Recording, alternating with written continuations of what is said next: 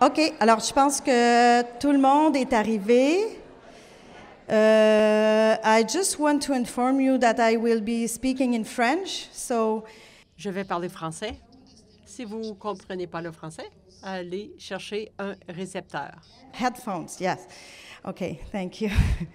So, en français maintenant. Bonjour et bienvenue à cette 11e édition du colloque sur les maladies neuromusculaires. Nous sommes vraiment très heureux de vous voir participer en si grand nombre à ce colloque-là qui était pour la première fois pan-canadien et bilingue. Je sais que ce colloque-là est l'occasion unique pour les professionnels de la santé, les chercheurs et les cliniciens de partager, d'en apprendre plus sur les maladies neuromusculaires. C'est donc un honneur pour moi d'y contribuer. Je vais essayer de parler moins vite parce que je sais qu'il y a des interprètes. Je suis désolée si je parle trop vite. Donc, le thème de cette année est de la recherche au quotidien, les avancées scientifiques et leur application. Quand on a commencé à organiser le colloque avec le comité, ce thème-là est arrivé très vite sur la table. Il se passe tellement de choses ces temps-ci avec les nouveaux traitements, les nouveaux médicaments. Donc, on tenait vraiment à marier ces deux solitudes-là, la recherche, le laboratoire, et l'application, la clinique. Donc,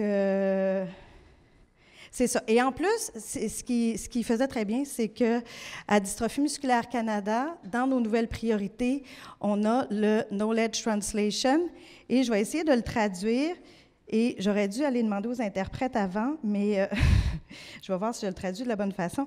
La transmission des connaissances. Donc, nous, ce qu'on va faire, c'est vraiment rendre disponible à nos clients, aux professionnels de la santé, toutes les informations sur les recherches et la science dans un langage qu'ils vont comprendre. Donc, ça correspondait un petit peu à cette priorité-là de dystrophie musculaire. Vous allez donc explorer ça à travers les différentes présentations de ces 2 jours. Tout le monde me dit, c'est tellement difficile de choisir les présentations, de faire des choix parce que tout a l'air super intéressant. Et je l'admets, c'est vrai, ça a l'air vraiment intéressant. Puis je veux vous dire, relaxez, prenez une conférence à la fois parce que tout est enregistré. Donc, ce sera disponible sur notre site Internet. Toutes les présentations vont être disponibles, donc vous pourrez en profiter dans les prochains jours ou prochaines semaines. Je voudrais profiter de l'occasion pour remercier les membres du comité organisateur. Les membres du comité organisateur sont des partenaires du système de la santé. Ce sont des professionnels de la santé qui sont spécialisés dans les maladies neuromusculaires. Je ne les nommerai pas. Vous allez voir leur nom dans le programme. Je vais nommer une seule personne parce que cette personne-là, je l'ai oubliée dans le programme et je suis vraiment désolée, c'est Sarah Turgeon-Desilets. Alors, désolée, Sarah. Donc, mon merveilleux comité organisateur, quand je dis merveilleux, c'est qu'ils sont vraiment merveilleux. Ils ont bâti ce colloque-là de A à Z. Ils ont trouvé le thème, ils sont allés chercher des conférenciers, ils ont fait la promotion de l'événement, sont allés chercher des participants. Ils ont participé à la programmation parce que quand on a un nombre comme ça de conférences, c'est difficile de toutes les placer dans 2 jours.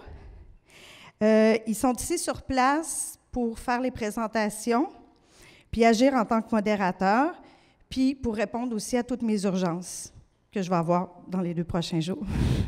Donc, je leur dis un gros merci d'avance. Je vais aussi leur dire un gros merci parce que c'est la première fois que j'ai la responsabilité d'organiser ce colloque-là. J'ai aidé Pascal dans le passé et ils ont vraiment été très patients. La plupart, c'était des femmes, très patientes. Ils m'ont vraiment supporté, m'ont fait profiter de leur expérience, leurs bons conseils, puis leur énergie positive. Donc, un gros merci. Je voudrais aussi remercier nos commanditaires, Sanofi Genzyme, notre partenaire or, de même que Biogène, PTC et Kyogo, nos partenaires argent. Sans votre participation, c'est sûr qu'un événement comme celui-là ne pourrait pas être possible, alors un gros merci. Je tiens aussi à remercier les personnes atteintes et leurs familles qui ont accepté l'invitation. Ce colloque-là, d'habitude, s'adresse vraiment aux professionnels de la santé, aux chercheurs, aux cliniciens. Et cette année, on a décidé de l'ouvrir aux personnes atteintes et leurs familles. Alors, merci à ceux qui ont accepté l'invitation et j'espère que vous allez aimer votre expérience. Je voudrais remercier mes collègues de la mission de Dystrophie musculaire Canada qui sont venus de leurs provinces respectives pour me supporter et vivre cette belle expérience-là dans la très belle ville de Québec. Il faisait vraiment beau les premières journées, donc ils ont pu marcher puis découvrir, c'était vraiment merveilleux. Et je voudrais leur dire désolé, chers collègues, parce que je n'étais pas très présente les dernières semaines, les derniers mois, et vous avez été vraiment très compréhensifs. Mais je reviens en force dès la semaine prochaine. Donc, voilà. Je tiens aussi à remercier ma supérieure, Stacy Linton, qui est CEO à Dystrophie musculaire Canada, qui a tout mis en œuvre pour me faciliter la vie en me fournissant les outils, le temps, la confiance, les encouragements et aussi en faisant une partie de mon travail parce que je n'avais pas toujours le temps de tout faire. Donc, vraiment un gros merci, Stacy.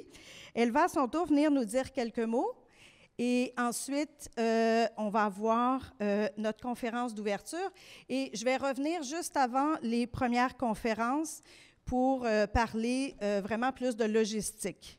Donc, bon colloque à tout le monde. Merci.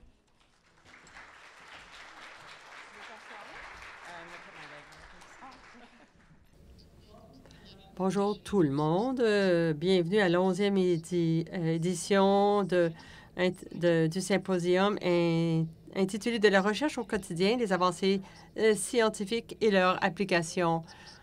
On a planification au cours des derniers mois, comme vous le savez, depuis les dernières années, Dystrophie musculaire Canada, à la suite du plan stratégique 2017-2020, et aussi subit actuellement des changements importants, mais des changements pour le mieux.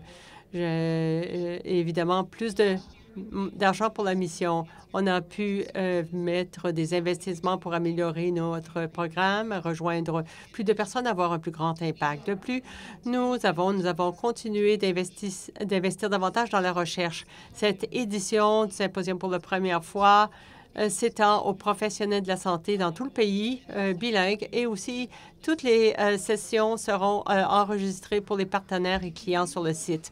On continue le travail et évidemment, ce colloque est très intéressant. Nous avons aussi investi pour la traduction de la transmission de la recherche. Et nos priorités sont d'aller de l'avant avec nos recherches et de se liguer avec les communautés, les clients et l'industrie également. Cette année, le colloque, nous sommes très heureux des partenaires. Sans leur soutien, le colloque n'aurait pas été possible de l'organiser. Merci aux conférenciers qui ont pris le temps de venir nous parler de la recherche qui peut être appliquée et avoir un impact direct pour les clients. On aimerait remercier le comité d'organisation qui a fait en sorte que le contenu était pertinent et significatif. Merci les donateurs et les partenaires. Sans votre effort, vous pouvez faire une différence et nous sommes très, très heureux et vous en remercions. Merci à vous tous qui êtes ici aujourd'hui. Merci de vous assurer que nos clients ont les meilleurs soins possibles. Merci de travailler avec nous et ensemble, on peut continuer de faire une différence pour les gens qui ont des maladies neuromusculaires. Merci. J'ai le plaisir de présenter le prochain conférencier, un commanditaire de Genzyme, M. Gottlieb, Michael Gottlieb, de Rare Disease Franchise Canada. Okay, so this will be in English. Je vais faire ma conférence en anglais. Je suis Michael Gottlieb. J'ai des antécédents un peu différents. Je suis comptable agréé. Apparemment, il y en a qui, ils vont trouver ça drôle.